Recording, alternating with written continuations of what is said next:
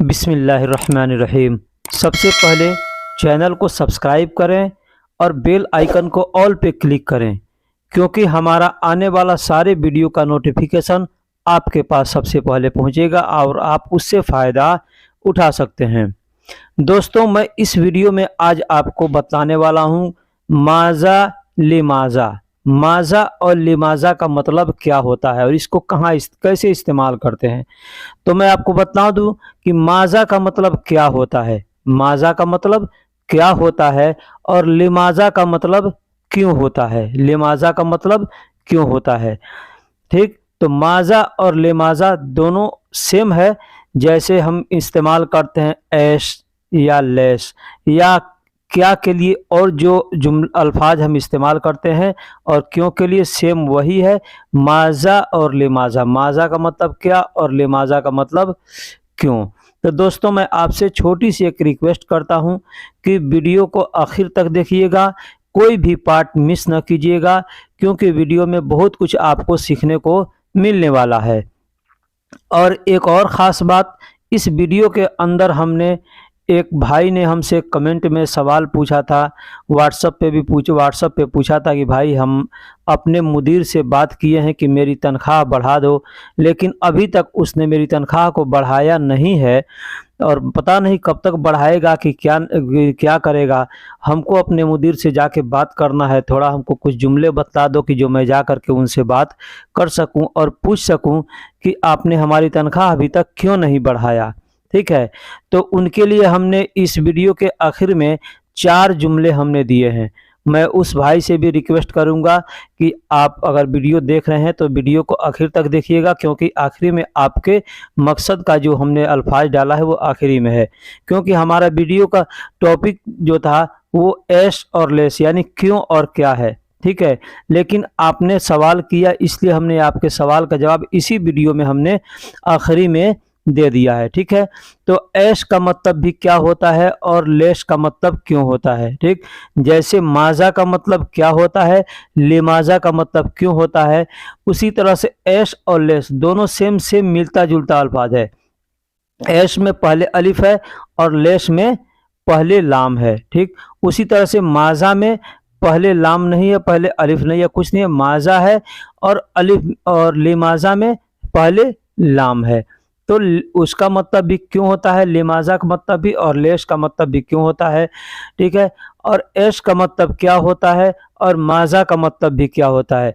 एक और अल्फाज है सुनू, सुनू का मतलब भी क्या होता है। तो इस तरह से बहुत से ऐसे अल्फाज हैं जो कि क्या के लिए और क्यों के लिए इस्तेमाल किया जाता है, लेकिन फ़िलहाल ज़्यादा चलन में, ज़्यादा प्रचलित जो अल्फाज हैं वो ऐश और लेश और माज़ा और लिमाज़ा, ये 2 अल्फाज हैं, दोनों अल्फाज जो कि ऐश और क्या और क्यों के लिए इस्तेमाल किया जाता है। तो चलिए हम वीडियो को शुरू करते हैं। सबसे पहला अल्फाज है, जुमला है कि तुम क्या कर रहे हो। तुम क्या कर रहे हो, हमको कहना है किसी से तुम क्या कर रहे हो, तो कहेंगे अंत ऐश सौवी या इंत ऐश सौवी। इंत का मतलब आप या तुम होता है और अंत का मतलब भी आप या तुम होता है।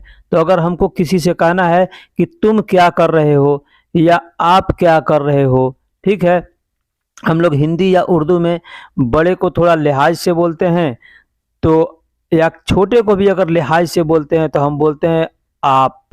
आप तो किसी के साथ भी हम अगर इज्जत से पेश आते हैं तो उसको आप बोलते हैं या तुम भी बोलते हैं। जो लोग है ना, हर लोग जो तुम से बोलते हैं वो भी इज्जत से बोलते हैं, लेकिन छोटा और बड़ा का थोड़ा लिहाज करके आदमी बोलता है। लेकिन अरबी में ऐसा कुछ नहीं है, छोटा भी बड़े का नाम लेकर के बोल सकता है और बड़ा भी छोटे का नाम लेकर बोल सकता है। लेकिन हमारे यहाँ अगर बड़े का नाम लेकर के बोलेंगे तो लोग तुरंत गुस्से में हो जाएंगे, तुम बदतमीज़ हो, तमीज़ नहीं है तुम्हारे पास कि बड़े का नाम लेकर के बोल रहे हो। हैं, ठीक है, तो हम लोग अरबी में जो बात करते हैं तो अंत या इंत सिर्फ बोलते हैं। अंत या इंत का मतलब तुम या आप। तो अगर हमको किसी से कहना है तुम क्या कर रहे हो, तुम क्या कर रहे हो, तो अंत ऐसवी या इंत ऐसवी, या नाम मालूम है तो नाम लेकर के बोल सकते हैं कि ऐसवी। ठीक, दूसरा जुमला है तुम आज क्यों नहीं गए ऑफिस। तुम आज क्यों नहीं गए ऑफिस, तो यहाँ पे भी हम अंत या इंत का इस्तेमाल कर सकते हैं, या यहाँ पे भी हम चाहें तो माजा का इस्तेमाल कर सकते हैं। ठीक है, माजा का इस्तेमाल कर सकते हैं या लिमाजा का इस्तेमाल करते हैं। जैसे यहाँ पे क्यों के लिए हमने लैश का इस्तेमाल किया है, तो लैश के जगह पे हम लिमाजा का भी इस्तेमाल कर सकते हैं। लिमाजा यानी लैश को हटा देंगे और लिमाजा यहाँ पे लिख देंगे, लिमाजा बोलेंगे। जैसे तुम आज क्यों नहीं गए ऑफिस, तो हम कहेंगे अंत अलयौम लेश मारूह मकतब, या अंत अलयौम लिमाजा मारूह मकतब।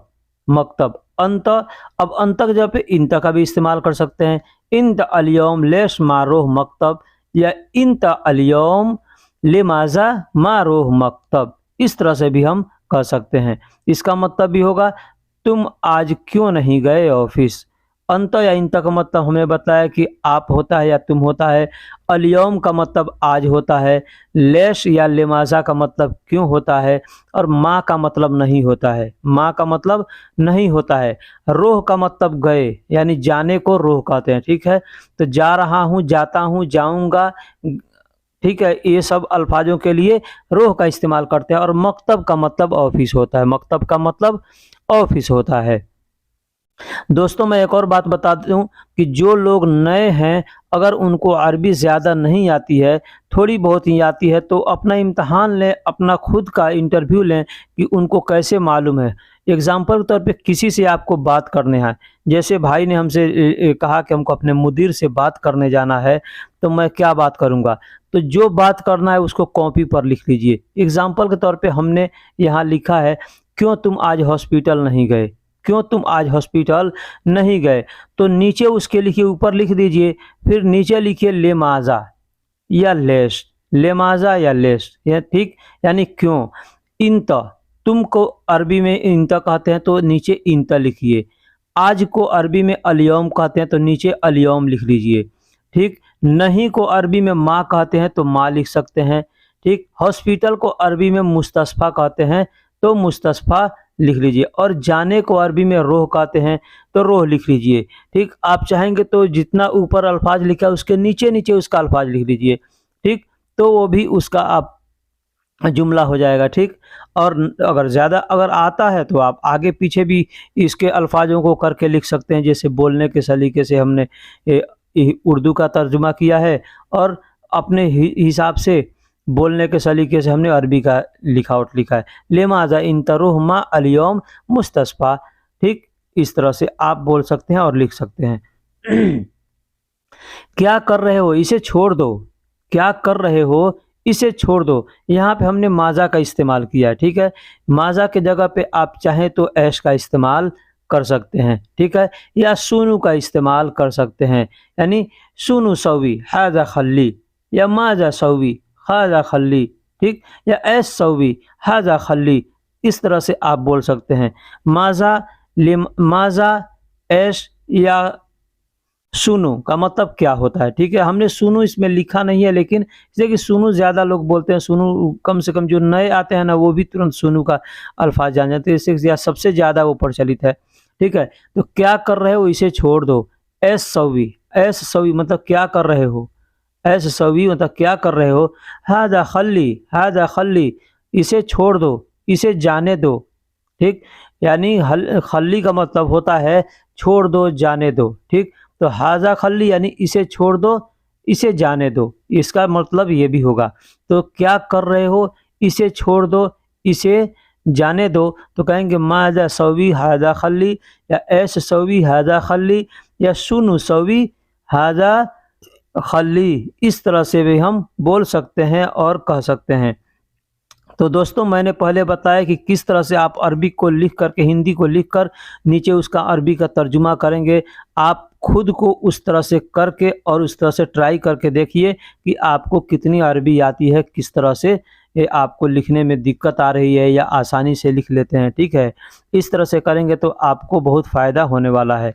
मैं उस भाई से कहता हूँ जिनका नाम मकसूद आलम है, और उन्होंने हमसे पूछा है कि हमने अपने कफिल से बात करनी है तो किस तरह से बात करूंगा। मैं उनसे भी कहता हूं कि आप अपना एक कॉपी लीजिए और पेन लीजिए और लिखिए, क्या आपने पूछा मेरे मुदीर से, ये जुमला आपको पूछना है, जा करके अपना जो मुदीर का जो मुदीर है या मुदीर का भाई है उससे पूछना है कि क्या आपने पूछा मेरे मुदीर से। तो नीचे उसको लिखिए ऐश का मतलब क्या, इंत का मतलब आप होता है, और गुल का मतलब पूछना या बोलना होता है, मिन का मतलब से होता है, और मुदीर का मतलब मुदीर होता है, और अना का मतलब मेरा। अब मैं यहाँ अना मुदीर से की जगह पे आप मुदीरी का भी इस्तेमाल कर सकते हैं। अना मुदीर न लिखकर सिर्फ मुदीरी। मुदीरी का मतलब होता है मेरा मुदीर। ठीक, तो अब आपने लिख लिया क्या आपने पूछा मेरे मुदीर से। अब उसका अरबी नीचे लिखे ऐश इंता गुलमिन अना मुदीर, या ऐश इंता गुलमिन मुदीरी। मतलब क्या आपने पूछा मेरे मुदीर से, या क्या आपने बात किया मेरे मुदीर से। ठीक, एक और चीज़ बता दूं, अगर पूछा के लिए अरबी आपको इस्तेमाल करना है तो पूछा को अरबी में इसआल कहते हैं। ठीक, इसआल हमने लिखा नहीं है लेकिन बता दे रहा हूं कि पूछा को पूछने को इसआल कहते हैं। ठीक, उसी तरह से दूसरा जुमला है, आप कॉपी लीजिए, पेन लीजिए और लिखिए उस पर कि मैंने कहा आप मेरी तनख्वाह बढ़ा देंगे। मैंने कहा आप मेरी तनख्वाह बढ़ा देंगे, तो उसकी अरबी आप नीचे लिखिए अना गुल, यानी मैंने कहा। अना का मतलब मैंने, गुल का मतलब कहा, तो अना गुल मैंने कहा या मैंने बोला। ठीक, इन तमिन, इन तक का मतलब आप। ठीक, इन तक का मतलब आप। ठीक, और रातिबी, रातिबी यहाँ हमने जो लास्ट में लिखा है, तो रातिबी का मतलब होता है मेरी तनख्वाह। रातिब का मतलब तनख्वाह, और लास्ट में बी मिल गया तो रातिबी यानी मेरी तनख्वाह। ठीक है, ज़्यादा बढ़ा देंगे, यानी ज़्यादा करने को बढ़ाना कहते हैं। ठीक, ज़्यादा कर दो या बढ़ा दो। ठीक, तो ज़्यादा बढ़ा देंगे, तो नीचे ज़्यादा लिख सकते हैं। ठीक ज़्यादा लिख सकते हैं। मैंने कहा आप मेरी तनख्वाह बढ़ा देंगे, तो अरबी में कहेंगे अनागुल इन तमिन ज़्यादा रातिबी, या मिन हटा सकते हैं, कह सकते हैं अनागुल इंत ज़्यादा रातिबी, मैंने कहा आप मेरी तनख्वाह बढ़ा देंगे।